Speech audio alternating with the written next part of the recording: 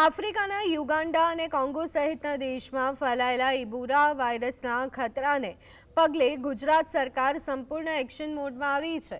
તકેદારીના ભાગરૂપે વડોદરાની સયાજી હોસ્પિટલનું તંત્ર સજ્જ બન્યું, જ્યાં હોસ્પિટલના અધિકારી ડોક્ટર શૈલેષ સુતરિયાએ ઇબોલા સામેની તમામ પૂર્વ તૈયારીઓ અને સાવચેતીના આકરા પગલાં લેવાયા હોવાનો વિશ્વાસ વ્યક્ત કર્યો। આ અંગે સત્તાવાર માહિતી આપી અને નાગરિકોને જાગૃત કર્યા છે।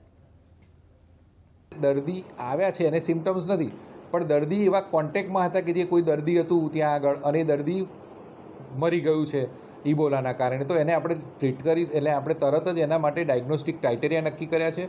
એ ડાયગ્નોસ્ટિક ક્રાઇટેરિયા પૂરેપૂરા આપણે કરીશું અને એને ઇબોલા નથી એ નક્કી થાય પછી જ આપણે એને કેટેગરી 1 પ્રમાણે હોમમાં જઈશું અને પછી 21 દિવસ સુધી એનું આપણે મોનિટરિંગ કરીશું। આની અંદર એવું છે કે આ શ્વાસોશ્વાસથી ફેલાતો નથી, જે કોરોના હતો ને શ્વાસોશ્વાસથી ફેલાતો હતો, એટલા માટે આ દર્દીના સંપર્કમાં તાવ અમે બ્લડ અથવા બોડી ફ્લુઇડ જે હોય એના તમે સંપર્કમાં આવતા હોય તો એના લીધે તમારે ફેલાય હાથ। એટલે દાખલા તરીકે શ્વાસોશ્વાસથી ફેલાતો તો એ રીતે નથી, એટલે તમારે ચિંતા કરવાની જરૂર નથી એ રીતે।